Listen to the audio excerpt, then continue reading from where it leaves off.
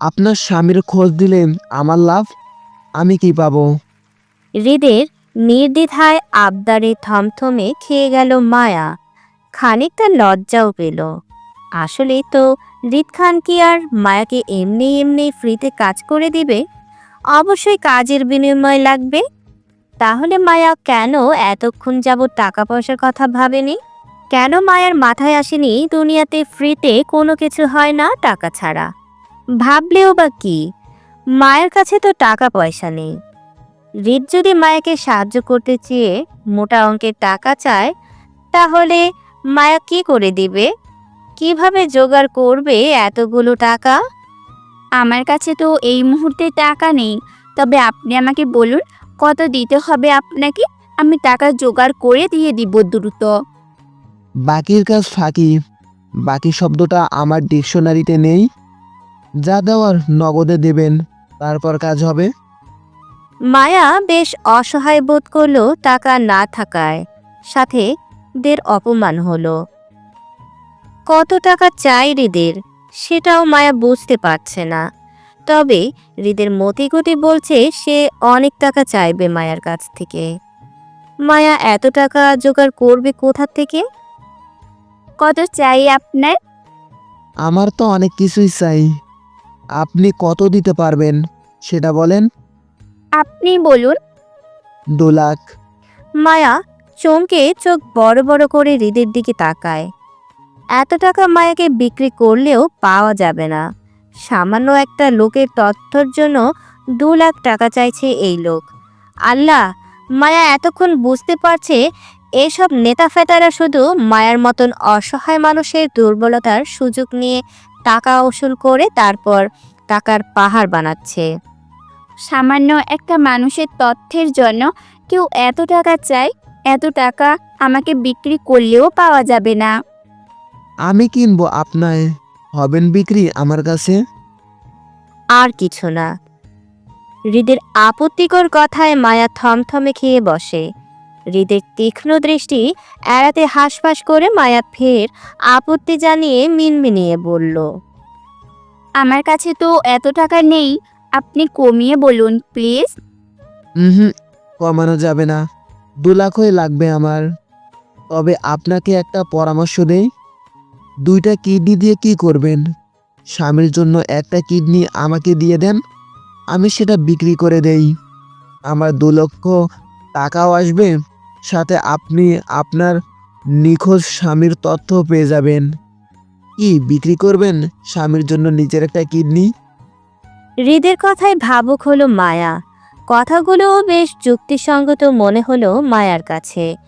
মায়া আসলেই 2টা কিডনি নিয়ে কি করবে? একটা কিডনি বিক্রি করে দিলেই তো সমস্যার সমাধান হয়ে যায়। তাছাড়া একটা কিডনি নিয়েও তো মানুষ স্বাভাবিকভাবে চলতে পারে, সেক্ষেত্রে মায়াও বাঁচবে। কিন্তু কথা হলো, একটা কিডনি দিয়ে মানুষ বাঁচে কতদিন সেটাও তো মায়া জানে না। মায়ের আগে সেটা জানতে হবে, তারপর বাকি সব কিছু। মায়া বেশ ভাবুক হয়ে প্রশ্ন করলো হৃদকে, আচ্ছা, একটা কিডনি দিয়ে মানুষ বাঁচে কতদিন? মায়াকে নিজের কথার জালে ফাঁসাতে পেরে হৃদ বাঁকা হাসল। তীক্ষ্ণ চোখ ঘোরালো মায়ের ভাবুক চেহারার দিকে। দীর্ঘ সময় নিয়ে হাতের মুঠোয় চেপে রাখা কিউব বলটা এবার টেবিলে রাখল। আর তাতে ছোট্ট শব্দ হলো। কিউবটা টেবিলের ওপর রাউন্ড তুলে হৃদ মায়াকে বলল, এই ধরেন, অর্ধাঅর্ধি বছর বাঁচবেন। যেখানে 60 বছর বাঁচতেন, সেখানে এক কিডনি দিয়ে 30 বছর বাঁচবেন। তবে 30 বছরে কিন্তু কম না, হ্যাঁ, অনেক দিন কিন্তু। তাই স্বামীর জন্য একটা কিডনি বিক্রি করাই যায়, কি বলেন? হৃদের কথায় তৎক্ষণাৎ মত বদলালো মায়া। আপত্তি করে বলল, হুম, তাহলে কিডনি দেওয়া যাবে না, কিডনি প্ল্যানিং ক্যান্সেল। অন্য কিছু বলেন থাকলে। কেন, মত বদল করলেন নাকি? এখন আর স্বামীর লাগবে না? হুম, স্বামীকে অবশ্যই চাই, তবে নিজের জীবনের বিনিময়ে নয়। আমার সংসারে পরনারী চাই না। দেখা গেল তাকে খুঁজতে গিয়ে একটা কিডনি আমার চলে গেল। বাকি এক কিডনি নিয়ে স্বামীর সাথে 30 বছর সংসার করার পর আমি মারা গেলাম। সে বাকি 30 বছর পার করার জন্য ধেই ধেই করে আরেকটা বিয়ে করে নেবে। আমি যে তার জন্য জীবন দিলাম সেটা দেখবে না। সব পুরুষ মানুষ একই হয়, এদের বুড়ো বয়সেও কুড়ার ডাক দেয়। তার জন্য স্বামীকে বিশ্বাস করতে নেই, আমিও করব না। সেই জন্য অল্পতে আমাকে মরলে চলবে না। আমি মরলে আমার জায়গায় তার জীবনে ঠিক আরেকজনের জায়গা হবে। আমি যে তাকে খুঁজতে গিয়ে নিজের আয়ু কমালাম সেটা আর সে দেখবে না, বরং সে দেখবে তার নতুন বউ এবং আমাকে ভুলে দিব্যি সে সুখে সংসার করবে। আর সমাজ দেখানো অজুহাত দিবে যে আমাদের ইসলামের শরীয়তে 4টা বিয়ে বিধান আছে বলে, সেই জন্য তার বউ নিয়ে বলে সে আরেকটা বিয়ে করেছে। আমি জীবিত থাকার অবস্থায় দ্বিতীয় বিয়ে করেনি এমনটা বলে আলগা পিড়িতেও দেখাতে পারে। এই জন্য কিডনির প্ল্যানিং ক্যান্সেল। এর চেয়ে ভালো আমি বরং 2 কিডনি নিয়ে জীবিত থেকে স্বামীর ওপর নজর রাখি। মায়া লম্বা চওড়া কথা হৃদ হতবম্ব হয়ে গেল। সে কখনো ভাবেনি মায়া এতটা গভীরে ভাবে। দুজনের পরিচয় এখনো হয়নি, অথচ না দেখেই হৃদকে সন্দেহ তালিকায় ফেলে দিল তার বউ। তাছাড়া এই মেয়ের কথায় স্পষ্ট সে স্বামীর সংসার করতে চায়। হৃদ বাজিয়ে দেখবে একটু। সংসার করতে চাও? অন্যমনস্ক হওয়া হৃদের কথা প্রথমবারে বুঝল না মায়া। জি। সংসার করতে চান স্বামীর সাথে? মায়া হাসফাস করে দৃষ্টি করল হৃদের থেকে। হৃদ মায়ের দিকে তীক্ষ্ণ দৃষ্টিতে তাকিয়ে থেকে বুঝল মায়া হৃদকে উত্তরটা দিতে সংকোচ বোধ করছে। সেজন্য হৃদ মায়াকে অভয় দিয়ে বলল, নির্ভয় বলেন, আমি কাউকে বলবো না। হুম। মায়ার ছোট্ট সম্মতিতে হৃদের ভেতর কাঁপল। সেই কম্পন শক্তপোক্ত হাতেও দেখা গেল, যার তুপে হাতের মুঠোয় থাকা বলটা বেখেয়ালি ছুটে ফ্লোরে পড়ল শব্দ করে। হঠাৎ শব্দে কেঁপে উঠল মায়া। বলটা ঘোরাতে ঘোরাতে কক্ষের এক পাশে গিয়ে ঠেকল। মায়া সেদিকে এক পলক তাকিয়ে হৃদের দিকে তাকাতে চোখাচোখি হলো হৃদের ঘোলাটে অদ্ভুত দৃষ্টির সাথে। মায়ার শরীরে কাঁটা দিল হৃদের অদ্ভুত দৃষ্টিতে চোখাচোখি হতে। মায়া দৃষ্টি নত করল। হৃদ সেইভাবে জিজ্ঞাসা করল, আপনি যে বললেন আপনার স্বামী পূর্ব বিবাহিত, উনি মিথ্যে বলেছেন আমায়, ওনার কোনো বউ নেই। কি করে বুঝলেন? আমার বিশ্বাস সে বিবাহিত না। আপনার বিশ্বাস মিথ্যাও তো হতে পারে। হবে না। এতটা কনফিডেন্স? না, আত্মবিশ্বাস। যদি লোকটা খারাপ হয় তো? খারাপ হবে ভেবেই গ্রহণ করেছি তাকে। হৃদ আর কিছু বলতে পারল না। তার বুক কাঁপছে, প্রচণ্ড কাঁপছে। হয়তো না চাইতেও অনেক কিছু জেনে গেছে তাই। মায়ের ওপর অনেকক্ষণ দৃষ্টি মেলে চেয়ে থাকলো একইভাবে। তারপর হুট করে বলল, তাহলে এক কাজ করেন, আপনার জায়গায় আপনার স্বামীর একটা কিডনি দিয়ে ডিল ডান করি, কি বলেন? তাকে খুঁজে পেলে তার একটা কিডনি না হয় আমি রেখে দিব, এবং সে 30 বছর পর মারা গেলে তখন না হয় আপনি আমাকে বিয়ে করে নিলেন, কি বলেন? এতক্ষণ যাবৎ হৃদের সহজ ভাষায় মায়াও নরম হয়েছিল, কিন্তু হঠাৎ হৃদকে আগের ভঙ্গিতে ফেরতে দেখে মায়া হতাশ হয়, সে সাথে বিরক্ত। আশ্চর্য, মায়ের স্বামী মরলে এই লোককে কেন বিয়ে করতে যাবে? এই লোক আসলো কোথা থেকে আবার? আপনাকে কেন বিয়ে করব? তো কি করবেন? পরকীয়া চালাবেন আমার সাথে? বাজে কথা কেন বলছেন? পরকীয়া কেন করব? আপনার স্বামীর প্রতি দরদ দেখে আমার আপনার প্রতি একটু একটু ইন্টারেস্ট জাগছে। আপনাকে বিয়ে করা তো সম্ভব না, তবে পরকীয়া চালাতে সমস্যা নেই। ঘরে আপনার জামাই থাকবে, সেই ঘরে আমারও বউ থাকবে। রাতে জামাইকে সময় দিবেন আর দিনে আমাকে। পরকীয় সম্পর্কগুলো তো এমনই হয় নাকি? তারপর আপনার স্বামী যখন মারা যাবে তখন একেবারে না হয় আমাকে বিয়ে করে নিলেন। কি করবেন বিয়ে আমাকে? অসম্ভব। মায়ার নাক মুখ ছিটকে বলা কথাটাতে হৃদ হাসল।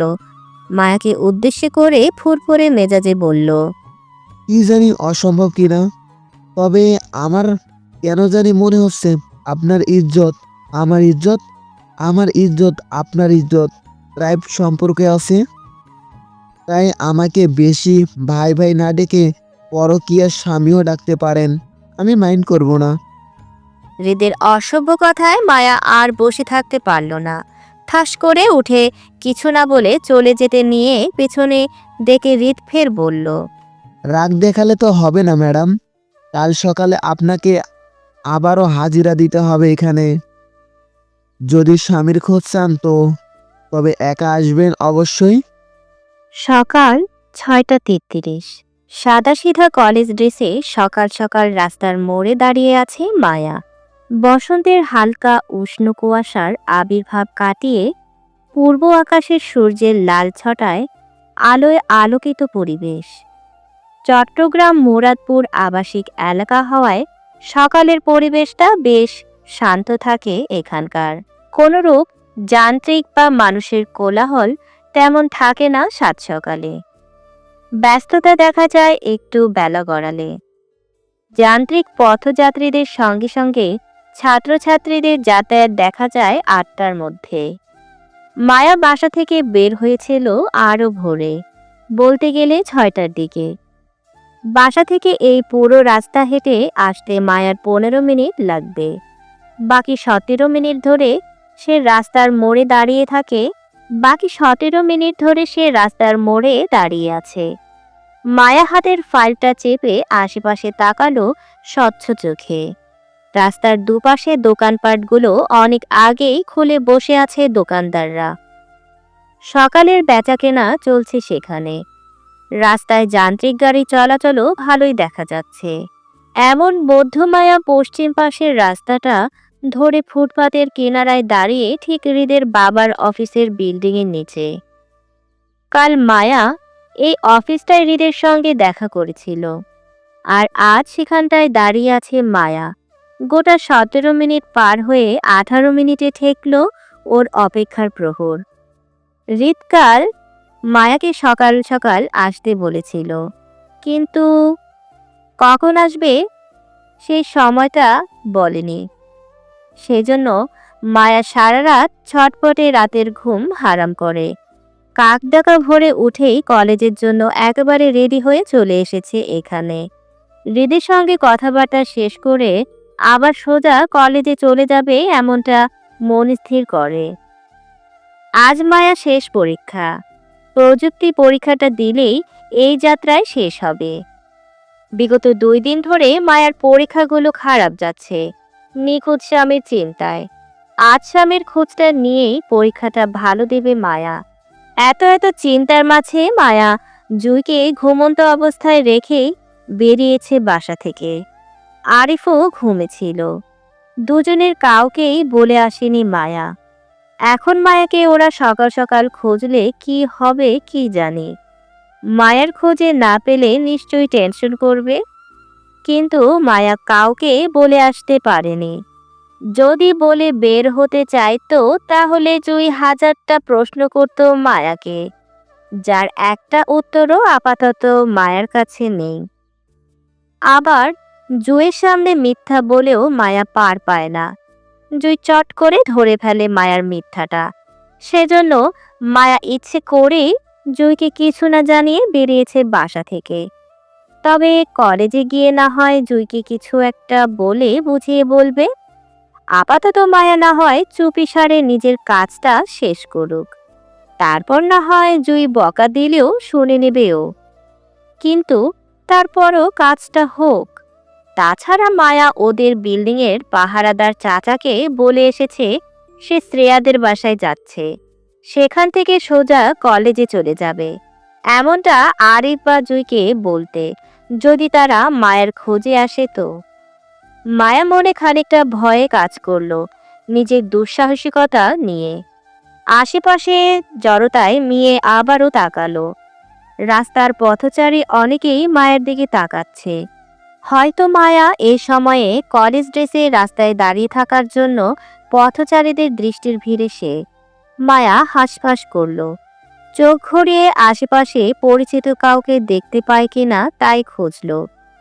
যার কাছ থেকে হৃদ বা আসিফের খোঁজ করবে এমন কাউকে খুঁজলো।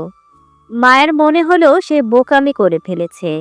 ভেতরকার অস্থিরতা চেপে রাখতে না পেরে এত সকাল সকাল চলে আসাতে মায়া ভাবলো সে কি করবে, চলে যাবে নাকি আরো কতক্ষণ দাঁড়িয়ে থাকবে। চলে গেলে তো আর বের হতে পারবে না, একেবারে কলেজের টাইম ছাড়া। তখন তো জুই আরিফ ওরা দুজন মায়ার পাশে থাকবে। তখন আর হৃদ খানের সঙ্গে মায়ার আলাদা দেখা হবে না, আর না ওর নিখোঁজ স্বামীর তথ্য নিতে পারবে। মায়া ভাবল আপাতত যাই হোক না কেন সে দাঁড়িয়েই থাকবে, যাবে না কোথাও। এবার মায়াকে যত বাজে দেখায় তো দেখাক, অন্তত আসিফের সঙ্গে দেখা না করে যাবে না ও। মায়ার অযাচিত সময় আরও 5 মিনিট কাটলো দাঁড়িয়ে থেকে। তারপর হুট করেই একই বিল্ডিং থেকে তাড়াহুড়ো নামলো আসিফ, ফর্মাল গেটআপে, কানে ফোন চেপে। হয়তো জরুরি আলাপ সারছে সে। তবে সিঁড়ির গোড়ায় আসতেই পাহারাদার একজন লোক বিল্ডিংয়ের গেট টেনে ধরতেই আসিফকে বের হতে দেখল মায়া। মূলত গেটের শব্দে পেছনে ঘুরেছিল মায়া, যার জন্য আসিফের দৃষ্টি পড়ল এদিকটায়। সকাল সকাল মায়াকে বিল্ডিংয়ের নিচে দাঁড়িয়ে থাকতে দেখে আসিফ দ্রুত কল কেটে এগুলো সেদিকে। কয়েক কদমের দূরত্ব ঘুচিয়ে মায়াকে ডেকে বলল, আরে ভাবি, আপনি এখানে কি করছেন, তাও এত সকালে? আসিফকে দেখে মায়ার চোখ মুখ উজ্জ্বল হলো খুশিতে। কিন্তু আসিফের মুখে ভাবি ডাক শুনল এমনটা মনে হলো মায়ার। প্রথমে অন্যমনস্ক হওয়ায় মায়া ভাবি শব্দটা তেমন লক্ষ্য হয়নি, আবার হয়তো করেছে। কিন্তু আসিফের মতন একজন লোক মায়াকে হুটহাট অবুঝের মতন ভাবি ডাকবে এমনটা শোভা পায় না তাকে। আসিফ লোকটা ভালো, তাই মায়ের মনে হলো সে অযাচিত ভুলে ডাক শুনেছে হয়তো। কিন্তু তারপরও মায়ার নিজের মনের সংশয় কাটাতে আসিফের করা প্রশ্নের উত্তরে সুন্দর হেসে শুধালো, আপনাদের কাছেই এসেছিলাম ভাইয়া। কাল হৃদ ভাইয়া বলেছিল ওনার সাথে সকালে দেখা করতে, সেই জন্য আসলাম। আপনি তাড়াহুড়ো করে কোথায় যাচ্ছেন ভাইয়া, কোনো কাজে? ততক্ষণে আসিফ মায়ের সম্মুখে এসে দাঁড়ালো, ব্যস্ত গলায় বলল, জি আপু, আমি আপনাদের কাছেই বাইরে যাচ্ছিলাম। ভালোই হলো আপনি চলে এসেছেন। হৃদ ভাইকে আপনি 3 তলায় পাবেন। আপনি সেই ধরে সোজা 3 তলায় চলে যান।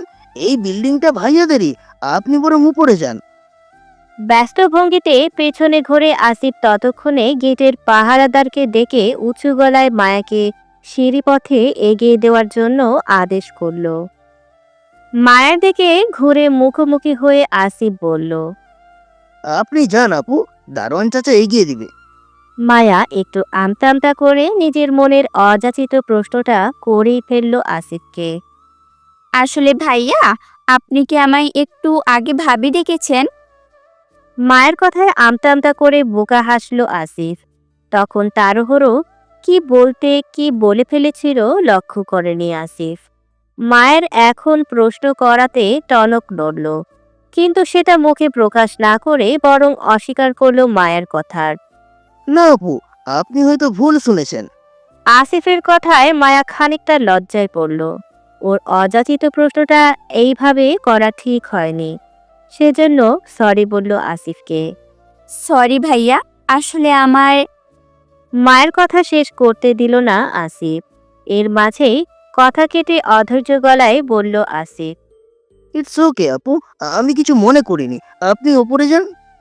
কথাটা বলে আসিফ আর দাঁড়ালো না মায়ের সামনে। পেছন ঘুরে উল্টো পথে চলল তাড়াহুড়ো। বলা যায় না বেফাঁসভাবে আবারও না ভাবি ডেকে বসে মায়াকে।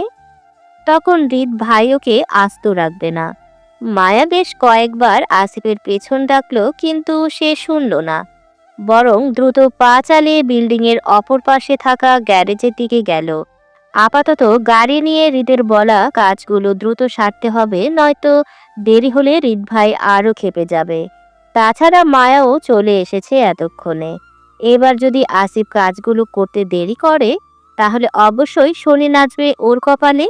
মায়া হতাশায় আসিফের চলে যাওয়ার দিকে তাকিয়ে ঘাড় ঘোরালো বিল্ডিংয়ের দিকে। পুরো মাথা উঁচু করে দেখলো নাক উঁচু বিল্ডিংটা। এই বিল্ডিংটা কয়তলা হবে? মায়া গুনে দেখতে বোকার মতো মায়া গুনে গুনে 7 তলায় গিয়ে ঠেকলো। মায়া বুঝতে পারলো পুরো বিল্ডিংটা 7 তলা, রিদ খান থাকেন 3 তলায়। মায়ার কি একা যাওয়া ঠিক হবে কোনো ছেলের বাসায় হুট করে, তাও এত সাত সকালে? মায়া ভাবলো রিদ খান কি আর একা থাকবে এই বাসায়? অবশ্যই তার পরিবারের কেউ না কেউ থাকতে পারে। রিদ খানের পরিবারকে তো মায়াকে চেনে, নতুন আত্মীয় হয় ওদের। মায়াকে এত সকালে নিজেদের ফ্ল্যাটে দেখলে নিশ্চয়ই অবাক হবেন তারা। মায়াকে প্রশ্ন করলে সে কি উত্তর দেবে তাদের? কি জন্য মায়া এত সকালে এখানে এসেছে সত্যিটা তো বলতে পারবে না, মিথ্যায় কিছু একটা বলতে হবে। ইতস্তত মায়া হাঁসফাঁস করলো। কি এক বিপদে পড়লো মায়া নিজের নিখোঁজ স্বামীর খোঁজ করতে গিয়ে। জীবন যে কাজ করা ছিল না সেই কাজগুলো আজকাল করে বেড়াচ্ছে মায়া। বুকের চাপা শ্বাস ছেড়ে মায়ার দ্বিধায় নিয়েই বিল্ডিংয়ের ভেতরের দিকে হাঁটলো। দারোয়ানের দেখানো সিঁড়ি ধরে সোজা 3 তলায় গিয়ে দাঁড়ালো। বেশ হাঁসফাঁস করে জিভ দিয়ে শুকনো ঠোঁট ভেজালো। জড়তার হাতে বেশ সময় নিয়ে পরপর কলিং বেল চাপলো। 1 বার 2 বার 3 বার পরপর বেশ কয়েকবার কলিং বেল চাপলো একটু রয়ে সয়ে। কিন্তু তারপরও কাউকে দরজা খুলতে না দেখে মায়া এবার দ্বিমনা করলো এতবার কলিং বেল চাপাতে। মায়ের মনে হলো সকালবেলা হওয়ায় বাসার সবাই হয়তো এখনো ঘুমে, আর মায়া এই মুহূর্তে তাদের ঘুমে ডিস্টার্ব করছে এতবার কলিং বেল বাজিয়ে। মায়া মনস্থির করে আর কলিং বেল বাজাবে না। সেজন্য সুইচ বোর্ড হতে নিজের হাতটা গুটিয়ে নিতেই খট করে দরজা খুলল কেউ। তবে ওর সামনের দরজা নয়, বরং পেছন ফ্ল্যাটে দরজা খুলে রাশভারী গলায় বলল, এদিকে আসো। মায়া চমকে পিছনে তাকালো। দেখল রিদ দরজা ধরে ঘুমন্ত চেহারায়, এলোমেলো চুলে দাঁড়িয়ে। দেখে বোঝাই যাচ্ছে কলিং বেলের চাপে সদ্য ঘুম থেকে উঠে এসেছে সে। মায়াকে এই মুহূর্তে দেখেই রিদ অবাক হয়েছে কিনা তার চেহারা দেখে মায়া ঠাহর করতে পারল না। তাকে স্বাভাবিক মনে হলো মায়ার। তবে মায়ার বেশ চমকিত হৃদের এলোমেলো চুল আর ঘুম জড়ানো চেহারায়। মায়ার মনে হয় এই প্রথম সে হৃদ খানকে দেখল। সে গোছানো নয়, পরিপাটিও নয়, বরং এলোমেলো এক সুন্দর পুরুষকে দেখল, যে দেখতে শুধু আকর্ষণীয় নয় বরং বিপজ্জনক মোহিত। মায়া বিবাহিত না হলে বা স্বামীর জন্য মায়ার মনটা না কাঁদলে এতক্ষণে নিশ্চয় হৃদ খানের এই রূপে গলে পড়ত সে। তবে মায়া মানতে বাধ্য লোকটা আসলেই মাত্রাতিরিক্ত সুন্দর আর নজরকাড়া সুদর্শন। হৃদ মায়াকে ড্যাব ড্যাব করে নিজের দিকে তাকিয়ে থাকতে দেখে সে দরজা ধরেই হালকা কপাল কুঁচকায়। মায়ার অপলক দৃষ্টি ওর মনোভাব বুঝতে দেরি হলো না হৃদের। স্বাভাবিকের ন্যায় হৃদ দরজা ছেড়ে ভেতরের দিকে যেতে যেতে মায়ার উদ্দেশ্যে বলল, ভিতর থেকে দরজাটা লক করে দাও। হৃদ চলে যেতেই মায়ার টনক নড়ল। মনে মনে নিজেকে ধিক্কার দিল হৃদকে বেহায়া নজরে দেখায়। ছি, জীবনের সুন্দর ছেলে দেখেনি মায়া? এইভাবে কারো দিকে তাকিয়ে থাকতে হয়? লোকটা নিশ্চয়ই মায়াকে খারাপ ভাবছে। এমনি এই লোক মায়াকে খারাপ খারাপ প্রস্তাব দেয়, পরকীয়া করতে চায়। এখন মায়ার বেহায়া দৃষ্টিতে লোকটা নিশ্চয়ই মনে করবে মায়া তার রূপে গলে গিয়ে পরকীয়া সম্পর্কে রাজি হয়েছে। মায়া বেশ অসহায় মনে করল নিজের ভাবনায়।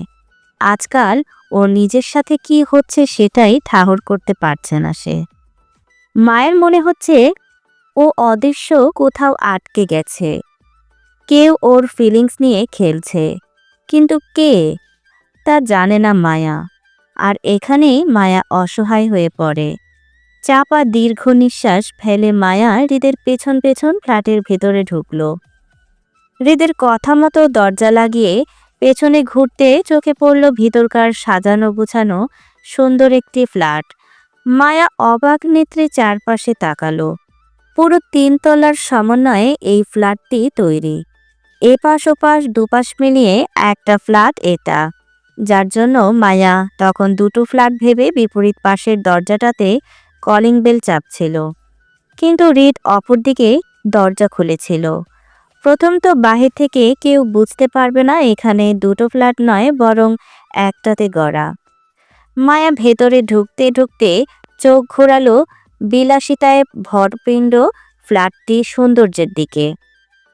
এতে সাজানো গোছানো সুন্দর ফ্ল্যাটটিতে হৃদকে ছাড়া আশেপাশে আর কাউকে চোখে পড়ল না মায়ার। মায়ার চোখ যখন ফ্ল্যাটের আভিজাত্য মাপতে ব্যস্ত, তখন হৃদ মায়ার ধ্যান ভেঙে পুনরায় বলল। এত সকালে আসলে যে? মায়া অল্প চমকে হৃদের দিকে তাৎপর করে তাকালো জড়তার চোখে। জামাই খোঁজে দেশেহারা হয়ে থাকতে না পেরে সকাল সকাল আপনার কাছে চলে এসেছি, তার তথ্য নিতে এটা বলবে মায়া। এটা বললে নিশ্চয়ই হৃদ খান মায়াকে পাগল ছাগল মহিলা ভাববে, আবার জামাই পাগলও বলতে পারে ওকে। তখন বিষয়টা ভালো দেখাবে না বলে মায়া মিথ্যা বলে মিনমিন স্বরে বলল। কাল আপনি আমায় সকালে আসতে বলেছিলেন, কিন্তু কয়টায় আসবো সেটা বলেননি। সেই জন্য আন্দাজে এখন চলে আসলাম। আসলে একটু পর আমার তাড়া আছে তো, তাই 8টায় আমার পরীক্ষা আছে, সেই জন্য এখন না আসলে পরে আর সময় পেতাম না। হৃদ ধীর কণ্ঠে বলল। কিন্তু আমার জানা মতে তোমার পরীক্ষার খাতা দেয় 9:45-এ, আজ শুরু হয় 10টায়, রাইট? মিথ্যা বলে ধরা পড়ে যাওয়ায় মায়া এবারও মিনমিন করল। তারপর নিজের হয়ে গাইগুই করে ফের মিথ্যা বলে বলল। আমার 8টায় কলেজে একটা কাজ আছে, দ্রুত যেতে হবে বলেই এত সকালে আসলাম। হৃদ নিজের এলোমেলো চুলে দুহাতে ব্রাশ করে পিছনে ঠেলে দিতে দিতে চোখ উঁচিয়ে তাকালো দেয়াল ঘড়ির দিকে। 6:42 বাজে। হৃদের দৃষ্টি অনুসরণ করে মায়াও সেদিকে তাকালো। হৃদ জানে মায়া মিথ্যা বলছে। স্বামীর খোঁজে যে সকাল সকাল তার কাছে চলে এসেছে সেটাও বুঝল, তবে সে ধরা দিল না। এই মুহূর্তে ধরা দিলেই সমস্যা।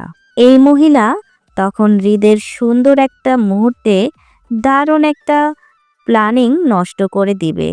হৃদ ঘড়ির দিকে দৃষ্টি সরিয়ে ফের মায়ার দিকে তাকাতে চোখাচোখি হলো দুজনের। মায়াও তখন সবে দেয়ালের থেকে দৃষ্টি সরিয়ে হৃদের দিকে তাকিয়েছিল। দুজনের দৃষ্টি মিলাতে মায়া ইতস্ততায় নত মস্তিষ্কের হলো, জড়তার গলায় বলল। বাসায় আর কেউ নেই। আপাতত নেই। মায়া চমকে হৃদের দিকে তাকালো। সে কি মায়া কি ভুল করে একা একটি ছেলের ফ্ল্যাটে ঢুকে পড়েছে? এখন কেউ ওদেরকে একত্রে দেখে নিলে কি হবে? নিশ্চয়ই মায়ের নামে বদনাম উঠবে 2 ছেলে মেয়ে একা এক বাসায় থাকায়। তাছাড়া হৃদ খান কেমন না কেমন চরিত্রের মায়াও ঠিকঠাক জানে না।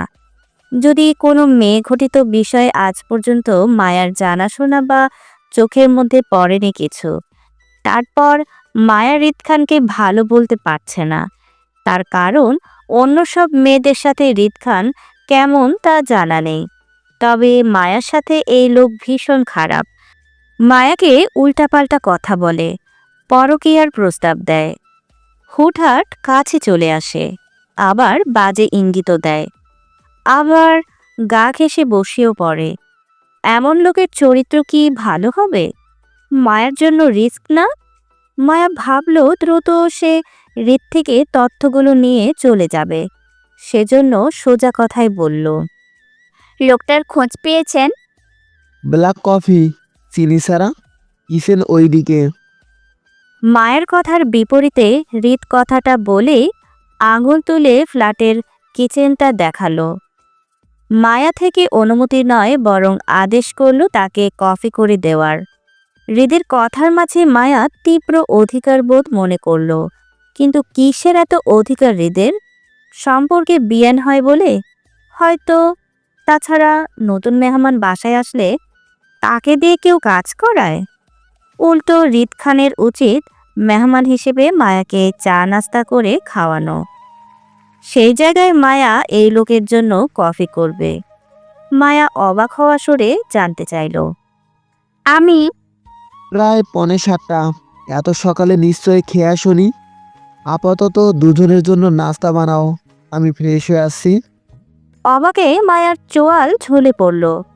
একটার পর একটা অর্ডার। সে কি এই লোকের কাজের মহিলা হয় নাকি তার বউ যে এত অধিকার দেখিয়ে অর্ডার করলো? মায়া হতবুদ্ধি হয়ে আওড়ালো। তৈলাক্ত খাবার পছন্দ না আমার, সাদামাটা কিছু বানাবে। নিজের কথা শেষ করেই হৃদ ড্রয়িং রুমে পার হয়ে নিজের রুমের দিকে গেল। হৃদকে চলে যেতে দেখে মায়া তাড়াহুড়ো পিছন ডাকলো হৃদকে। আরে এই যে, কোথায় যাচ্ছেন আপনি? আমার কথাটা তো শুনুন। ওই লোকটার খোঁজ পেয়েছেন আপনি? বলুন না। হৃদ মায়ার কথার উত্তর করল না, বরং চলে যেতে যেতে নিজের বাক্যে বলল। কিচেনে সব রাখা আছে, চেক ইট। মায়া হৃদের চলে যাওয়ার দিকে বিস্ময়ে তাকালো। ভারী অদ্ভুত লোক, সাত সকালে ডেকে কাজের মহিলা বানিয়ে দিল। একবার মায়াকে জিজ্ঞাসা পর্যন্ত করলো না সে আদৌ রান্না টান্না পারে কিনা।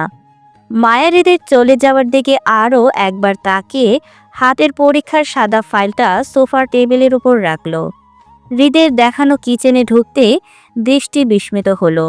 বেশ বড়সড় আর সুন্দর গোছানো কিচেন। দেয়ালের ওয়াল ক্যাবিনেটের উপরের জায়গায় জায়গায় ছোট কাগজের টুকরো, নাম লেখা কোথায় কোন জিনিস আছে। মায়া ভ্রু উচালো। বড়লোকই কারবার সারবার। এই হৃদ খানের আরও কয়টা বাড়ি আছে কে জানে। ঢাকা তো চট্টগ্রাম এই নিয়ে মায়া 3টা বাড়িতে গেল। বজ্জাত লোক চট্টগ্রামে এসেও পরিবারের সাথে না থেকে এই খালি বাড়িতে পড়ে আছে। মায়া শুনেছে হৃদ খান নাকি ঢাকার খান বাড়িতেও থাকেন না, আলাদা নিজের বাড়িতে থাকে। এই আলোকে কি এমন দুঃখ থাকতে পারে যে পরিবারের সাথে না থেকে আলাদা বাড়িতে থাকেন? হিংসুটে লোক। আসলে বেশি মানুষ পছন্দ করে না বলেই এমনই সমাজ ছাড়া ছন্ন ছাড়া আলাদা থাকেন। এই লোকে বিয়ে করলেও হয়তো এমন ভবঘুরে মেয়ে দেখে বিয়ে করবেন যার মাথার তার ছিঁড়া হবে। সহজ ভাষা উল্টে বুঝবে। আল্লাহ জানা কোন মেয়ের কপাল ফাটাবে যার হৃদ খানের মতন ঘাটতেরা মানুষ স্বামী হিসেবে জুটবে। মায়া তো এখনই হৃদ খানের বউয়ের জন্য মায়া হচ্ছে।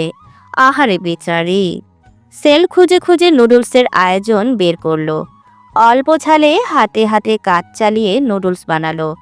মায়া জানা হৃদ ঝাল খেতে পারে না, একবার শুনেছিল, সেজন্য কম ঝালের আয়োজন করলো।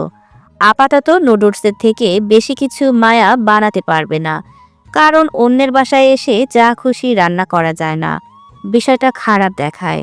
তাছাড়া কিছু রান্না করতে গেলে বেশ সময়ের প্রয়োজন দরকার, যেটা আপাতত মায়ের হাতে কম। তাছাড়া মায়ের জলদি জলদি হৃদের সঙ্গে কথা বলে বেরিয়ে পড়তে হবে বলেই। এত সময় নিয়ে দুটো মানুষ একই ফ্ল্যাটে দরজা লাগিয়ে থাকাটা ভালো দেখায় না। মায়া রান্না শেষ করে বড় বাটিতে নুডলস ঢেলে ডাইনিংয়ে রাখতে রাখতে হৃদের রুমের দিকে উকি মারল। দরজা এখনো বন্ধ। ছেলে মানুষ এত কি আয়োজন করে ফ্রেশ হয় আল্লাহ জানে। মায়ের নুডলসের বাটি রেখে ফের কিচেনে গেল। হৃদের জন্য ব্ল্যাক কফি বানিয়ে ডাইনিংয়ে আসতে আসতে হৃদের মুখোমুখি হলো। ততক্ষণে হৃদ গোসল সেরে সাদা পাঞ্জাবি পরে ডাইনিংয়ে চেয়ার টেনে বসল। একদম গোছানো আর পরিপাটি হৃদ খান। সকালে ঘুম থেকে ওঠা এলোমেলো হৃদ খান নেই আর। মায়া হৃদের দিকে তাকাতে তাকাতে হাতের কফিটা হৃদের দিকে এগিয়ে দিল। হৃদ কফিটা হাতে নিয়েই মায়ের দিকে তাকিয়ে চুমুক বসালো। এত সকালে নুডলস খাবো? নুডলস ছাড়া আর কিছু বানাতে পারো না? হৃদের কথায় মায়া চেয়ারের পেছনে দাঁড়িয়ে মিনমিন করে বলল, পারি। তাহলে বানালে না কেন? অন্য কিছু বানাতে সময়ের প্রয়োজন, কিন্তু আমাকে তো এখন চলে যেতে হবে, সেই জন্য নুডলস ছাড়া আর কিছু দ্রুত বানাতে পারিনি। হৃদ কিছু বলল না মায়াকে। আপাতত কিছু বলার ইচ্ছা নেই তার। মায়ার অন্য চিন্তা। কাজ সুন্দরভাবে শেষ হলেই হয়। হৃদ হাতের কফিটাতে চুমুক বসাতে বসাতে মায়ের উদ্দেশ্যে বলল, প্লেট সাফ করো। মায়া চমকে গোল গোল চোখে তাকালো হৃদের দিকে। আশ্চর্য, মায়া এই লোককে বেড়ে খাওয়াবে কেন? এই লোকের কে হয় মায়া? কিছুই তো না, অথচ এমন অধিকার দেখাচ্ছে যেন মায়ের উপর সব থেকে বেশি অধিকার এই লোকের। আজব, সামনে রাখা আছে অথচ মায়াকে বলছে বেড়ে খাওয়াতে। মায়া মনে মনে চাইল হৃদের মুখের ওপর মানা করে দিবে। সে বলবে, আমি আপনাকে বেড়ে টেড়ে খাওয়াতে পারবো না, রেঁধে এনেছি, এবার নিজের হাতে খেলে খান, নয়তো খাওয়া লাগবে না। অথচ মনের কথাগুলো মায়া মনে বলতে পারল না হৃদের কাছে সাহায্য চেয়েছে বলে। মায়া যদি সামান্য বেড়ে খাওয়াতে মানা করে, তাহলে হৃদও মায়াকে ওর নিখোঁজ স্বামীর তথ্য দেবে না বলে। মায়া বাধ্য হয়ে হৃদকে প্লেটের নুডলস তুলে দিয়ে চামচ এগিয়ে দিল। হৃদ নুডলসের প্লেটে চামচ দিতে দিতে মায়ার উদ্দেশ্যে বলল, দ্রুত খাওয়া শেষ করো, মানুষ আসবে। কিসের মানুষ? হৃদের কথায় চমকে মায়া কথাটা বলল। হৃদ তখনও মায়ের দিকে তাকালো না। সে ততক্ষণে নুডলসের চামচে মুখে তুলে ফেলেছে। হৃদের অল্প অল্প কথা মায়াকে মাঝে মধ্যে ভীষণ রাগ দেয়। মায়া উত্তেজনায় হৃদকে ফের প্রশ্ন করবে, তখনই দরজার কলিং বেলে বেজে ওঠে আচানক। মায়া চমকে ভয়ার্ত মুখে দরজার দিকে তাকিয়ে হৃদের দিকে তাকালো।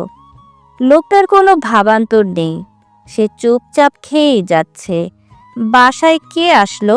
ওদের দুজনকে একত্রে দেখলে কি হবে সেটা টেনশনে মায়া ভয়ে অস্থির হলো। দরজার দিকে তাকিয়ে মায়া অস্থির চিত্তে বলল, কে জানি এসেছে, আমাদের দুজনকে দেখে যদি খারাপ ভাবে। মায়ের কথায় হৃদ বেশ বিরক্ত হলেও মায়ার দিকে তাকালো না, বরং খেতে খেতে ভারী গলায় বলল, আসিফ হবে। সত্যি? হৃদ আর উত্তর করল না। সে আপাতত খাবারটা শেষ করতে চাচ্ছে। পরপর কলিং বেল বাজাতে মায়া ইতস্ততা করে দরজা খুলে দিল। চোখে পড়ল কালকে সেই রাহাত ছেলেটি যে মায়াকে রাকিবের হাত থেকে বাঁচিয়েছিল। মায়া এই ছেলেকে সকাল সকাল হৃদের ফ্ল্যাটের দরজার সামনে দাঁড়িয়ে থাকতে দেখে মায়া ভয় পেল। যদি মায়াকে খারাপ মেয়ে ভেবে রাহাত রাকিবকে বলে দেয়, তাহলে রাকিব ভাই নিশ্চয়ই আরিফকেও বলে দেবে। মায়া ভয়াত মুখে রাহাতের হাসি হাসি মুখটার দিকে তাকিয়ে ভীতু গলায় বলল, ভাইয়া আপনি? রাহাতের ছটফট উত্তর আসলো তক্ষুনি। হাতের প্যাকেটগুলো মায়ার দিকে এগিয়ে দিতে দিতে বলল, জি ভাবি, আমি আসিফ ভাইয়া আপনার জন্য খাবার পাঠিয়েছেন, নিন। মায়া ভয়ে ভয়ে খাবারের প্যাকেটগুলো হাতে নিতেই রাহাত তাড়া দেখিয়ে চলে যেতে যেতে বলল, আসি ভাবি, কিছু প্রয়োজন হলে ডাকবেন, আমি নিচেই আছি। আসসালামু আলাইকুম। গমগমে পায়ে দ্রুত সিঁড়ি ধরে নিচে নেমে গেল রাহাত। মায়া সেদিকে তাকিয়ে স্বস্তির নিঃশ্বাস ফেলল। যাক, ছেলেটা মায়াকে খারাপ চোখে দেখেনি। ভয় কাটল। মায়া দরজা লাগিয়ে ফের ডাইনিংয়ে আসলো। হাতের প্যাকেটগুলো টেবিলের উপর রাখতে রাখতে বলল, আসিফ ভাই খাবার পাঠিয়েছেন আপনার জন্য, নিন। কথাগুলো বলতে বলতে প্যাকেটের ভেতর হতে খাবারের বক্সগুলো খুলে হৃদের সামনে রাখলো। আমার অলরেডি ডান, তুমি শেষ করো। সমস্যা নেই, আমি ঠিক আছি, খাওয়া লাগবে না, আমি কলেজে গিয়ে কিছু খেয়ে নিব। ওকে। হৃদ বিরক্তির কণ্ঠে কথাটা বলল। মায়া বেশ লজ্জিত হলো হৃদকে এইভাবে বলতে দেখে।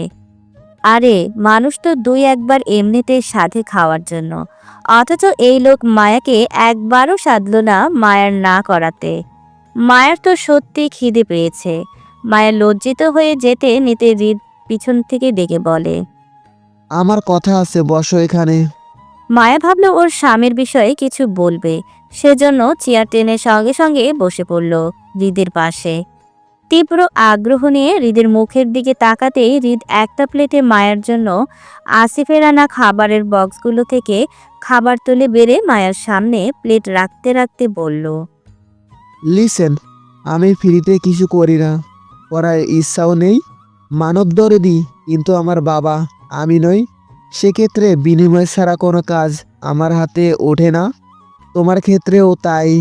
আমার কাছে সাহায্য চেয়েছো, আমি অবশ্যই করব, কিন্তু তার বিনিময়ে আমাকে দিতে হবে। সোজা কথা বলতে গেলে এক হাতে নিন, অন্য হাতে দিন, মানে হাতে হাতে সম্পর্কের বিষয়টা। কিন্তু তুমি আমার চাহিদা অনুযায়ী পারিশ্রমিক দিতে পারবে না, কারণ তোমার কাছে এত টাকা নেই। নাই থাকতে পারে, ছোট মানুষ তুমি, এত টাকা থাকার কথাও না। সেজন্য আমি অফার করেছিলাম তোমার দুটো কিডনির থেকে একটা কিডনি আমাকে নিয়ে দিতে। আমি তা বিক্রি করে 2 লাখ এমনিই পেতাম, কিন্তু তুমি তাতে রাজি নও, কারণ তোমার ধারণা তুমি মরে গেলে তোমার স্বামী দ্বিতীয় বিয়ে করতে পারে। আসলে এমনটা আমারও ধারণা, বউ মারা গেলে স্বামী আরেকটা বিয়ে করার উচিত। আচ্ছা যাই হোক, তুমি যখন তোমার একটা কিডনি দিতে ইচ্ছুক নও, সেজন্য আমি ভাবলাম তোমার না হয় তোমার স্বামীর একটা কিডনি ডিল ডান করি। আমি তাকে খুঁজে পেলে তার একটা কিডনি আমি রেখে দিব আমার পাওনাদার 2 লক্ষ টাকার দায়ে। এতে তুমিও মরবে না, তোমার সংসারে দ্বিতীয় নারী আসবে না, আমাদেরও পরকীয় সম্পর্কটা থাকলো।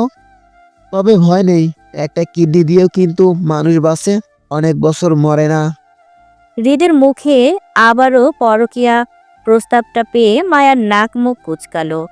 দুনিয়াতে এত সম্পর্ক থাকতে মায়াকে কেন এমন বাজে একটা প্রস্তাব দেয় মায়া বুঝে না। তারপর মায়া এখন গলা উঁচিয়ে হৃদের সাথে তর্ক করতে চাইল না, যেহেতু হৃদ এখন মায়াকে ডেকে নিশ্চয়ই কিছু বলবে। তাছাড়া কিডনি মায়ার যাক বা ওর স্বামীর একই তো কথা, লোকটাকে খোঁজে পেলেই তো হলো। মায়া হৃদের কথায় ঘাড় বেঁকে সম্মতি দিল। মায়া সম্মতি দিতে দেখে হৃদ একটা ভ্রু কুঁচকালো। নারী আসলে সব পারে। স্বামীর কিডনি তার অগোচরে পর্যন্ত বিক্রি করে দিতে পারবে, তারপরও নিজের সংসারে পরনারী চায় না। হৃদ মায়াকে তীক্ষ্ণ নজরে দেখতে দেখতে পাশ থেকে টিস্যু তুলে মুখ মুছল। মায়ের উদ্দেশ্য একই ভঙ্গিতে বলল, আপনি ঘাড় বাঁকালে তো হবে না, ডিল ইজ ডিল। প্রসঙ্গটা আমার 2 লক্ষ টাকার, বুঝলেন? টাকার লেনদেন নিয়ে আমি কাউকে বিশ্বাস করি না। সেজন্য একটু পর আসিফ উকিল নিয়ে আসবে, কিছু কাগজপত্র আপনাকে দিবে, সেগুলো সুন্দর করে সাইন করে দিবেন। কাগজগুলো হলো আমাদের মধ্যকার ডিল হয়েছে সেটার প্রমাণপত্র, বুঝলেন? কাজ হওয়ার পরে আপনি যেন অস্বীকার করতে না পারেন, সেজন্য কাগজ কলমে সাক্ষী আর কি। আরেকটা কথা, উকিলের সাথে মনে হয় একজন কাজীও আসবে। হৃদের কথার মাঝে অস্থির গলায় ফোড়ন কাটল মায়া। সে কি, কাজী কেন? আগে আমাকে বলতে দেন, তারপর আপনি নিজে মুখ খুলবেন। সরি। আপনি বলেছিলেন আপনাদের বিয়ের কোনো সাক্ষী বা প্রমাণ নেই, এমনকি কাবিননামাও নেই, সব আগুনে পুড়ে ছাই। আসলে আগুনে পুড়ে ছাই হলে কিন্তু বিয়েটা হয়েছিল, সেটা কিন্তু আপনি নিজে মনে অস্বীকার করতে পারবেন না। যদিও মুখে অস্বীকার করেন, তাহলে সেটা কিন্তু মহাপাপ হবে। সমাজ সত্যি মিথ্যা যাচাই পরে করবে, কিন্তু এক স্বামী রেখে অন্য স্বামীর ঘর করা কিন্তু ইসলামের নিষেধ, মহাপাপ বলে গণ্য। সেজন্য আমি আপনাকে মহাপাপ থেকে বাঁচাতে চাই, বুঝলেন? শত হোক আপনি আমার সম্পর্কে আত্মীয় হন, তারপর আপনি একজন ছোট মানুষ, সেজন্য ভাবলাম আপাতত আমি না হয় আপনার গার্ডিয়ান হয়ে কিছু দায়িত্ব কাঁধে তুলে নিলাম। কি বলেন? আমার দায়িত্ব নেওয়াতে আপনার সমস্যা আছে? আপনার ভালোর জন্য বলছিলাম। হৃদের কথায় মায়া অসম্মতি জানায়, যার অর্থ ওর কোনো সমস্যা নেই। হৃদ আপাতত ওর হয়ে দায়িত্ব কাঁধে তুলে নিল। হৃদের কূটনৈতিক বুদ্ধির জোর দেখা গেল তখনই। মায়াকে ফের নিজের কথার জালে ফাঁসাতে ফাঁসাতে বলল, তো কাজীর ব্যাপারে যেটা বলছিলাম, আসিফকে পাঠানো হয়েছে উকিল আর কাজী সাহেবকে আনতে। উকিল আমার জন্য আর কি, কাজী সাহেব আপনার জন্য ডাকা হচ্ছে। উকিলের বিষয়টা হয়তো এতক্ষণ আপনি বুঝে গেছেন, আমার মধ্যকার ডিলের জন্য কাগজপত্র নিয়ে আসবে। আর কাজী সাহেবকে আপনার জন্য ডাকা হয়েছে, কারণ একটু পর আপনার বিয়ে হবে, সেটা রেকর্ড করা হবে। তবে বিয়েটা কিন্তু সত্যি না, মিথ্যা মিথ্যা একটা বিয়ের কাহিনী করতে হবে আর কি। বিয়ে? বিয়ে কেন? শুনেছি আপনার স্বামী নাকি অনেক দ্রুত ক্রিমিনাল টাইপের, খারাপ প্রকৃতির লোক, খালি নিজের স্বার্থ বোঝে। এমন ব্যক্তি কাছে আপনাদের বিয়ের মিথ্যা প্রমাণ জোগাড় করা কিন্তু কোনো ব্যাপার না। চাইলেই টাকা দিয়ে 1000টা মিথ্যা প্রমাণ জোগাড় করতে পারবে। তবে আমার মনে হয় না সে এমন করবে। আমার মনে হয় সে আপনাদের বিয়েটা সমাজের সামনে অস্বীকার করে আপনাকে সারা জীবন ডিভোর্স না দিয়ে ঝুলিয়ে রাখবে। তখন আপনি কিন্তু স্বামীকে ডিভোর্স না দিয়ে দ্বিতীয় বিয়ে করতে পারবেন না। আমাদের ধর্ম কিন্তু সেই স্বীকৃতি নেই। যদি সে আপনাকে মেনে নেয় তাহলে তো সমস্যা নেই, আমাদের এই রেকর্ডের বিয়েটার দরকার হবে না। আর কিন্তু যদি অস্বীকার করে তাহলে অন্তত আজকের বিয়ের রেকর্ডটা কোর্টে শুনিয়ে আপনার পরিবার ডিভোর্সের জন্য অ্যাপ্লাই করতে পারবে। তখন আপনার স্বামী কিছু করার থাকবে না। কাজী যখন বিয়ে পড়াবে তখন সম্পূর্ণটা রেকর্ড করা হবে। কিন্তু বর ছাড়া একা একা কবুল বললে হবে? রেকর্ডে তো ছেলে মেয়ে দুজনেই থাকতে হবে। আমি একা একা কবুল বললে ধরা পড়ে যাব না? ভারী চিন্তার বিষয় তো। এই বিষয়টা আমার মাথায় আসেনি। আপনি একা কবুল বললে তো হবে না, তাই না? যেহেতু প্রমাণের জন্য মিথ্যা বিয়েটা হচ্ছে, সেহেতু ছেলে মেয়ে দুজনের গলার আওয়াজই প্রয়োজন পড়বে। কিন্তু এই মুহূর্তে ছেলে পাবো কোথায়? হৃদ ভাবুক হওয়ার ভান করল। মায়া খানিকটা ভেবে বলল, আসিফ ভাইকে না হয় বলুন আমার সাথে মিথ্যে মিথ্যে কবুল বলতে। মায়ের কথায় হৃদ খানিকটা নড়েচড়ে বসল। তার সাজানো গুছানো সুন্দর প্ল্যানিংটাতে কিভাবে জল ঢেলে দিতে চাইছে এই মহিলা। হৃদ অসন্তুষ্ট গলায় বলল, আরে না, আসিফকে দিয়ে হবে না। আসিফ থাক। আচ্ছা, আমাকে দিয়ে হবে না। আপনার এই উপকারটা বরং আমিই করি। দায়িত্ব যেহেতু নিয়েছি, এতটুকু উপকার তো করাই যায়। আচ্ছা, লোকটার তথ্য তো আমি জানি না তেমন। এখন বিয়েতে যদি ওনার পরিচয় দরকার পড়ে তাহলে? আপাতত আমার পরিচয় দিয়ে আপনার মিথ্যা বিয়েটা কমপ্লিট হবে। তারপর আপনার স্বামীর পরিচয় পেলে নতুন করে ভয়েস এডিটিং করে আমার নাম কেটে না হয় আপনার স্বামীর নাম ঠিকানা বসাবো, হবে? মায়া ঘাড় বাঁকা করে সম্মতি দিল। এই মুহূর্তে হৃদকে মায়ের খারাপ মনে হচ্ছে না, বরং ভালোই মনে হচ্ছে। লোকটা মায়ার কত বড় উপকার করতে চাইছে। মায়া বেশ ফুরফুরে মেজাজে নাস্তাটা শেষ করতেই আসিফ কাজী আর উকিল নিয়ে হাজির হলো। পেছন পেছন রাহাতের সঙ্গে রাফিন, সোহান নামক আরও দুটো ছেলে আসলো হৃদ ভাইয়ের বিয়েতে উপস্থিত থাকবে বলে। আবার দেখা যায় তাদের দুজনকে মায়ের পক্ষে সাক্ষী হতে। মায়ের হৃদের কূটনৈতিক বুদ্ধির খতিয়ান বুঝতে পারল না, বরং হৃদ মায়াকে ভুলভাল বুঝিয়ে সোফায় গিয়ে বসলো দুজন, তাও দূরত্ব নিয়ে। উকিল সাহেব মায়ের দিকে বিয়ের রেজিস্ট্রি পেপার এগিয়ে দিতেই মায়া সুন্দর করে সাইন করে দিল। ওহ, মনে করলো কাগজগুলো ওদের চুক্তিপত্রের। মায়ের মুখোমুখি কাজী সাহেব বসা। তিনি মায়ের রেজিস্ট্রি পেপার দেখিয়ে বিয়ে পড়িয়ে দিয়ে চলে গেল। কলেজে ঢুকতে ঢুকতে মায়ের 9টা বেজে গেল। আসিফ হৃদের গাড়ি করে মায়াকে এইটুকু পথ দিয়ে গেল। এতক্ষণে কলেজে বেশ ভালোই আনাগোনা হয়েছে স্টুডেন্টদের। জুই এখনো কলেজে আসেনি, হয়তো একটু পর আসবে। তবে শ্রেয়াকে দেখা গেল কলেজের চত্বরেই। অবাক চোখে মায়ের দিকে তাকিয়েছিল সে। হয়তো বোঝার চেষ্টা করছিল মায়া হৃদের গাড়িতে কিভাবে আসলো। মায়া প্রথমে বুঝল না শ্রেয়ার দৃষ্টির কারণ, কিন্তু তারপরে ঠিকই বুঝল যখন শ্রেয়া মায়াকে এই নিয়ে প্রশ্ন করল সে কিভাবে হৃদের গাড়িতে আসলো। মায়া খুব স্বাভাবিক ন্যায় জানালো সে হৃদের সাথে দেখা করতে গিয়েছিল, সেজন্য হৃদের গাড়িতে করে আসা। তবে মায়া বিস্তারিত ভেঙে না বললে শ্রেয়াও বিস্তারিত জানার আগ্রহ দেখালো না, বরং শ্রেয়া যেটা জানার আগ্রহ দেখালো সেটাই হলো। তো হৃদ ভাইকে কেমন লাগে মায়া? দুই বান্ধবী কলেজ ভবনের 2য় তলার করিডোরে দাঁড়িয়ে। পরীক্ষা 10টায়, জলদি আসায় তাই আপাতত ক্লাসের সামনে দাঁড়িয়ে। শ্রেয়ার কথায় মায়া করিডোরের রেলিংয়ে দেয়াল ঘেঁষে দাঁড়িয়ে শ্রেয়ার দিকে কপাল কুঁচকে তাকালো। লোহাময় গলায় শ্রেয়ার প্রশ্নটা শুধরিয়ে জানতে চাইল, কেমন লাগে মানে কি? কি বোঝাতে চাইছিস? ঠিকঠাক প্রশ্ন কর, তারপর না হয় উত্তরটা আশা করিস। মায়ার কথায় কিঞ্চিত বিরক্তি হলো শ্রেয়া। তারপরও মায়ার বোঝাতে চেয়ে বলল, ঠিকঠাক প্রশ্নই তো করলাম। ছেলে হিসেবে হৃদ ভাইকে তোর কেমন লাগে? শ্রেয়ার প্রশ্নে মায়ার কুঞ্চিত কপালের ভাঁজ শিথিল হয়। বেশ অবজ্ঞা করেই বলল, কেমন আবার লাগবে? 8-10টা ঠিকঠাক মানুষের মতোই লাগে, তবে ওনার রাগ অহংকারের সাথে সাথে লোকটা একটু বেশি সুন্দর। এত সুন্দর মানুষের বউগুলোর কপাল খারাপ হয়, বুঝলি তো? সুন্দর পুরুষগুলো বউকে ভালোবাসতে চায় না, কারণ তাদের নিজের রূপের অহংকারই শেষ হয় না। সেখানে বউদের রূপ তো ডাল ভাত, বুঝলি? এই সুন্দর পুরুষগুলোর বাহিরে নজর বেশি থাকে। বিয়ের পর পরকীয়ার সম্পর্ক কিন্তু এদের দিয়েই হয়। যদি সবটা আমার ব্যক্তিগত মতামত, তবে এই কারণেই আমার সুন্দর পুরুষে অ্যালার্জি, সহ্য হয় না। আমি তো নিজের জন্য পারফেক্ট কালো পুরুষই নির্বাচন করব, যে আমার রূপে প্রশংসা করতে করতে পঞ্চমুখ থাকবে, সারা জীবন আমার আঁচল ধরে ঘুরবে আর বলবে, বউ আমাকে একটু ভালোবাসো তো। দেখো, তোমার ভালোবাসায় আমি কাঙাল হয়ে যাচ্ছি দিন দিন।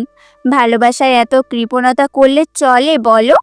তারপর যেদিন আমি একটু রাগটাগ করব, দেখাবো, সেদিন সে এসে বলবে, বউ ধরো তো, এই পড়া পানিটা খাও, পীর বাবার থেকে এনেছি তোমার জন্য।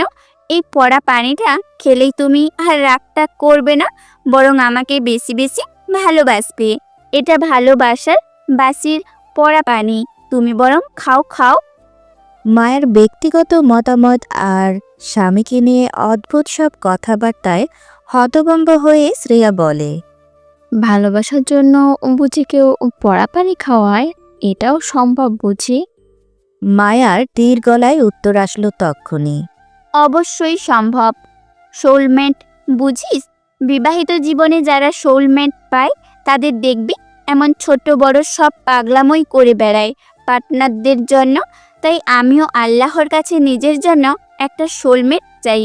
সে যেমনই হোক, কিন্তু আমার সোলমেট হোক। আমার বিশ্বাস আমি পাবো। আর সেই জন্য সোলমেট হিসাব নিজের জন্য একটা কালো ছেলেকে চাই। নয়তো দেখা যাবে হৃদ খানের মতো সুন্দর কোনো পুরুষ যদি স্বামী হিসেবে কপালে জুটে, তখন জামাই আমার পেছনে পেছনে নয়, বরং আমি জামাইয়ের পেছন পেছন পীর বাবার পড়া পানি নিয়ে ঘুরতে হবে, তার ভালোবাসার বাড়ানো আশায়, বুঝলি তো? মায়ের চিন্তা ভাবনার ধরন সবসময় সবার থেকে অদ্ভুত হয়। যেখানে সবাই নিজের জন্য পারফেক্ট হৃদ খানের মতন জামাই চায়, সেখানে মায়া এমনভাবে হৃদকে অবজ্ঞা করছে যেন হৃদ সুন্দর হয়ে পাপ করে ফেলেছে। মায়ের মতে হৃদের মতন তুচ্ছ জিনিস আর কিছুই হতে পারে না। শ্রেয়া আগ্রহ নিয়ে জানতে চাইল, আচ্ছা ধর, যদি তোর নিখোঁজ জামাই কোনোভাবে হৃদ ভাইয়ের মতো সুন্দর কোনো পুরুষ হয়, তাহলে কি করবি? শ্রেয়ার কথায় মায়া আবারও দৃঢ়তা দেখিয়ে বলল, হবে না। আমার জামাই হৃদ খানের মতো এত সুন্দর হবে না। লোকটাকে আমি সেদিন রাতের আধারে যদিও এত দেখিনি, তবে আমি ওয়ারেন্টি সহ দিয়ে বলতে পারি যে এত সুন্দর হবে না।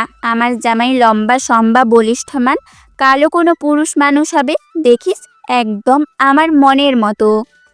মায়ের কথায় খানিকটা অসন্তুষ্টি গলা ঝাঁঝালো শ্রেয়া।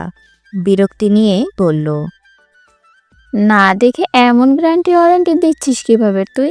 যদি সত্যি সত্যি সেই হৃদের মতো সুন্দর কোনো পুরুষ হয়, তাহলে কি করবি? জামাই সুন্দর বলে ছেড়ে দিবি? হ্যাঁ? এবার মায়ার গলার দৃঢ়তা নুয়ে আসলো। কণ্ঠ খাদে এনে বলল, এমন ছোটখাটো বিষয়ে জামাই ছাড়লে হবে বলো? শত হলেও বউ হয়ে আমি তার দায়িত্ব নিয়ে বেশি বেশি পীর বাবার পড়া পানি খাওয়াবো, আমি এই আর কি। স্বামীর প্রসঙ্গ আসতে মায়া কেমন গলে গিয়ে পল্টে নিল কথায় কথায়। মায়া কথায় একটা অন্ধ লোকও বলে দিতে পারবে মায়া ওর স্বামীকে কতটা চায়। আচ্ছা, যদি কখনো এমন হয় যে মায়ের ভালোবাসার স্বামী মায়ারই কোনো অপছন্দের মানুষ বের হলো, তখন কি একই ভালোবাসা থাকবে মায়ার, যেমনটা এখন দেখাচ্ছে স্বামীর জন্য? শ্রেয়ার মনে বেশ কৌতূহল জাগলো। আচ্ছা, মায়া তো হৃদ ভাইকে অপছন্দ করে, তাহলে শ্রেয়া কি হৃদ ভাইকে দিয়ে একটা উদাহরণ দিবে মায়াকে? মায়া কি উত্তর দেয় অন্তত জানতে পারবে শ্রেয়া। আচ্ছা মায়া, এমনি ধর, জাস্ট কথার কথা জিজ্ঞেস করছি, হ্যাঁ? যদি এমন হয় তোর নিখোঁজ স্বামী কোনোভাবে তোর অপছন্দের হৃদ খান বের হলো, তাহলে তুই কি করবি এটা জানার পর? মায়া ভাবল না এক মুহূর্ত, চট করে উত্তর দিয়ে বলল, প্রথমত সে হবে না, নো চান্স। তারপরও যদি মনে করতে বলিস তাহলে যেটা স্বাভাবিক সেটাই করব। বিচ্ছেদ? মানে তালাক? হ্যাঁ, তুই যে এখন এত ভালোবাসিস সেটা? ভুলে যাব। যদি ভাই ছাড়তে না চায়, ছাড়িয়ে নিব। তারপর ভাইয়ের সাথে থাকবি না? না, মায়ার দীর গলার কথায় শ্রেয়া বুঝতে পারে মায়ার আসলেই হৃদকে পছন্দ না, কোনোভাবেই না। এজন্য অযৌক্তিকভাবে হৃদ ভাইয়ের উদাহরণটা দেওয়াটা হয়তো শ্রেয়ার ঠিক হয়নি। শ্রেয়া বলল, তোর এত অপছন্দ কেন হৃদ ভাইকে? তাকে অপছন্দ করার অনেকগুলো কারণ আছে। তার মধ্যে একটা হলো হৃদ খান কখনো আমার ব্যক্তিগত ওই মানুষটা হিসেবে আমার কল্পনাতে আসেনি।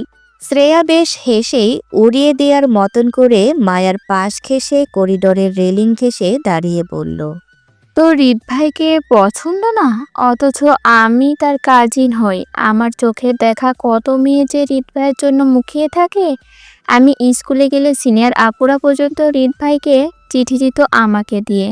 আমি কখনো ওই চিঠিগুলো হৃদ ভাইকে দিতাম না থাপ্পড় খাওয়ার ভয়ে। রাস্তায় ডাস্টবিনে ফেলে দিতাম আর আপুদেরকে বলতাম হৃদ ভাই ছিঁড়ে ফেলে দিয়েছে। তাছাড়া তুই এখন হৃদ ভাইদের নতুন আত্মীয় হয়েছিস, একটু আশপাশে চোখ ঘুরালেই অবশ্যই দেখবি কত মেয়ে ভাইকে চায়। এমনকি আমার কাজিন হৃদ ভাইয়ের খালাতো বোন শশিয়াপুর ক্রেজি তো তুই এখনো দেখিসনি। বাপরে, দেখলে তুই অবশ্যই শকড হবি। আমি এখন বলবো না, তুই অবশ্য নিজের চোখেই দেখতে পারবি দ্রুত। তাছাড়া আমি যতটুকু জানি হৃদ ভাই আর শশিয়াপুর মধ্যে নাকি প্রেম টেম সম্পর্ক আছে। পারিবারিকভাবে বিয়েও ঠিক, হয়তো সামনে হয়েও যাবে। অথচ তুই বলছিস তোর হৃদ ভাইকে পছন্দ না। তোর জায়গায় আমি হলে তো এমন সুন্দর বিয়ের ওপর ক্রাশ খেয়ে তার প্রেমে উষ্টা খেয়ে পড়তাম সেই কখন। কিন্তু তুই তো ইন্টারেস্টই দেখাচ্ছিস না। হৃদের প্রেম ভালোবাসা সম্পর্কে কথা শুনেও মায়ের তেমন ভাবান্তর হলো না, বিষয়টা পাত্তাই দিল না। যেহেতু হৃদকে ওর পছন্দ না, তাই হৃদের প্রেম বা বিয়ে নিয়ে ওর মাথা ব্যথা নেই। মায়া হৃদের প্রেমের সম্পর্কটা স্বাভাবিকভাবেই ধরে নিয়ে বলল, বিষয়টা আসলে ইন্টারেস্টের নয়, বিষয়টা ভালোবাসার। হৃদ খান আমার জীবনে আসার আগে থেকেই আমি বিবাহিত ছিলাম এবং ততদিনে নিখুঁত স্বামীকে মন দিয়ে ও বসে আছি। সেই জন্য আমার কখনো ওই প্রেম প্রেম চোখে হৃদ খানকে বা অন্য কোনো ছেলেকে দেখা হয়নি। 8-10টা সাধারণ মানুষের মতোই হৃদ খানকে দেখে এসেছি। যদি আমি বিবাহিত নাই হতাম তখন হয়তো সুন্দর বিয়াই হিসাবে হৃদ খানের রূপে গলে পানি পানি হতাম। কিন্তু আফসোস, আমি অলরেডি একজনের প্রেমে গলে বসে আছি, সেখানে অন্য কেউ ঢোকার নো চান্স বেবি। মায়ের পরীক্ষা শুরু হয় 10টায়। স্বাভাবিকের ন্যায় জুয়ের হাতে বকাঝকা শুনতে হয়েছিল মায়াকে। কিন্তু শ্রেয়ার সাথে মায়া সকালে বের হয়েছিল, এমনটা শ্রেয়া বলায় এই যাত্রায় বেঁচে যায় মায়া। নয়তো আজ জুই মায়ার নামে বিচার তুলত আরিফের কানে। দিন দিন মায়া কেমন বেপরোয়া আচরণ করছে স্বামীর খোঁজে, যেটা মায়ার জন্য মোটেও ঠিক নয়। এই তো এখনো মায়া এক অপ্রত্যাশিত কাজ করে বসল। পরীক্ষা চলাকালীন কি মনে হওয়াতে তাড়াহুড়ো করে মায়া খাতা জমা দিয়ে বের হয়ে গেল সবার আগে আগে। অথচ পরীক্ষা তখনও ঘণ্টাখানেক সময় বাকি আছে। ক্লাসের সবাই পরীক্ষা দিচ্ছে আর মায়া তাড়াহুড়ো করে স্যারকে খাতা জমা দিয়ে ফাইল নিয়ে বের হয়ে গেল অসুস্থতার দোহাই দিয়ে। অথচ জুই জানালা দিয়ে ঠিক দেখছে মায়া দৌড়ে কলেজের গেট দিয়ে হন্তদন্ত হয়ে বেরিয়ে যাচ্ছে। জুইয়ের রাগে দাঁতে দাঁত পিষল। কাল কোচিং থেকে আর আজ পরীক্ষা হল থেকে মায়া বেরিয়ে গেল অসুস্থতার বাহানা দিয়ে। নিশ্চয় মায়া কোথাও কিছু ঝামেলা পাকাচ্ছে, নয়তো এমন অদ্ভুত আচরণ কেন করবে? জুঁয়ের সন্দেহ বাড়ে। পরীক্ষা শেষ করেই যে জুঁই মায়াকে ধরে বেঁধে সব কিছুর প্রশ্ন করবে, জানতে চাইবে মায়া কেন দুদিন ধরে এমন অদ্ভুত আচরণ করছে, কেন পরীক্ষাগুলো খারাপ করছে ইচ্ছাকৃতভাবে। মায়া হন্তদন্ত হয়ে রিকশা চড়ে বসল হৃদের ফ্ল্যাটের উদ্দেশ্যে। মায়া অস্থিরের ন্যায় ছটফট করছে রিকশায় বসে। মায়া এত বড় কুৎসিত কাজটা কিভাবে করলো? নিজের স্বার্থের জন্য স্বামীকে খুঁজতে গিয়ে তারই একটা কিডনি বিক্রি করার অনুমতি দিয়ে আসলো হৃদ খানকে। এটা অন্যায় থেকেও জঘন্য পাপ হয়েছে মায়ার। কাউকে ভালোবাসলে তার ক্ষতি করা যায় না, শুধু ভালো রাখার দোয়া করা যায়। মায়াও তো ওর স্বামীকে ভীষণ ভালোবাসে, তাহলে লোকটার এত বড় ক্ষতি কিভাবে করলো মায়া? ওর বুক কাঁপলো না? মায়া কি আদৌ ওর স্বামীকে ভালোবেসেছে? যদি ভালোবাসতো তাহলে এমনটা মায়া কখনো করতে পারত না ওর স্বামীর অগোচরে। তীব্র অপরাধবোধে মায়া রিকশার মধ্যেই বসে ঝরঝর করে কেঁদে উঠল। যে লোকটাকে ও এখনো দেখেনি পর্যন্ত, সেই লোকটাকে কত বড় বিপদে ফেলে দিল মায়া। সোজা কিডনি বিক্রি করে দিল তার অগোচরে। মায়া কি আদৌ ভালো বউ?